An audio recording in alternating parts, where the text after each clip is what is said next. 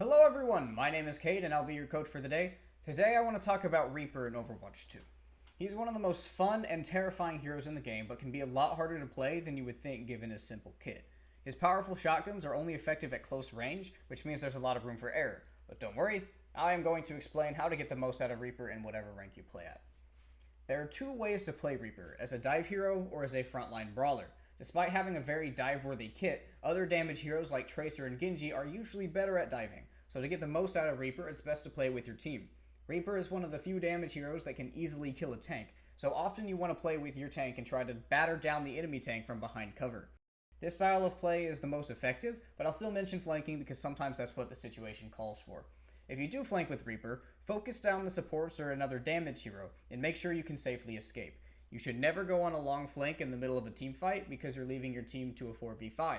But in between fights, you can set up closer to the enemy, ready to escape with your Wraith form. The most crucial way to get value out of Reaper is with your positioning. His only method of attacking is his primary fire shotguns, which are only effective at very close range, so you have to be close to the enemy. However, being that close to the enemy team is dangerous. This is why positioning is so important for Reaper. If you're in the wrong place, you will get punished. You want to play around cover as much as possible, and peek out whenever you fire shots. Most of the escort maps have a lot of cover you can use, including the cart. While you can flank, usually you want to hug the objective and deny the other team from coming close. If you go into the enemy's backline, you have to use cover and have an escape plan. If you're on a more open map, like many of the control maps, I can't say it enough. You have to be able to get safe. Aside from positioning, Reaper's abilities are the saving grace when it comes to staying alive, so let's talk about those. The most important ability Reaper has is his Wraith form. His Wraith form makes you invulnerable and increases your speed. It also automatically reloads his shotguns. Wraith form is like a get out of jail free card. You can play close to the enemy and use it to run away once you take too much damage.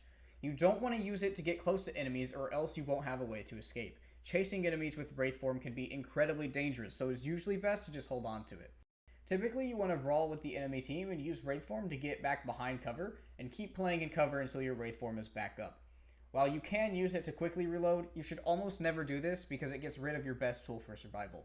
Anytime you want to use Wraith form, think about whether or not you'll need it 5 seconds from now, and if the answer is yes, save it.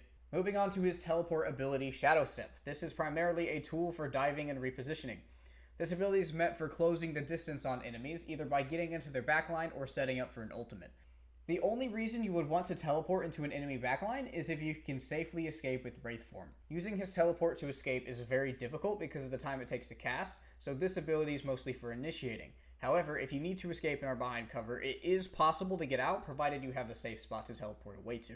Reaper's ultimate ability can either be your greatest asset or your biggest throw. Death Blossom has a huge radius that deals 170 damage per second. When you use it, you have to be careful of enemy crowd control they can use to shut you down. Your biggest threats are usually the supports. An auto sleep dart or even an anti-nade can get you killed in a heartbeat. There are 2 situations that you can ult in. If you ult into the enemy team during a team fight, you should try to bait out any abilities that can stop that ultimate first. In this situation, you can dodge abilities with your Wraith form before you ult, because afterwards your team can keep you alive. The other time is if you use your ultimate with a sneaky flank. Dropping on the enemy team and ulting is a great way to secure some kills, but you have to be careful. You get lifesteal from your ultimate, so ulting into a big group of people is actually the easiest way to stay alive.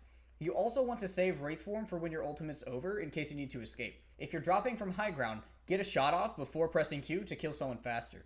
Usually you want to fire off a shot at your biggest threat, such as an Ana or a Lucio if he has beat. That way they die immediately and don't have time to counter your ultimate.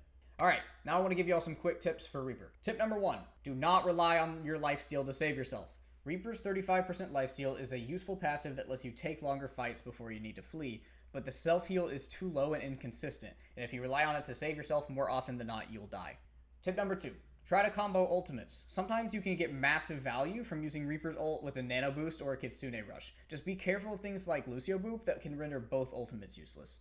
Tip number 3, sometimes you shouldn't pick Reaper. There are some maps and some team compositions where Reaper really struggles to get value. If you're playing, say, Circuit Royale, that map is so open that closing the distance without getting yourself killed becomes impossible. Likewise, if the enemy team has a Pharah, Mercy, and a Widow, you won't be able to do anything either. Reaper is terrified of one-shots. Alright guys, that's it for the video. Like any hero, Reaper takes a while to master, but hopefully now you're able to play him effectively. If you found the video helpful, feel free to drop a like and subscribe. There are more guides coming your way.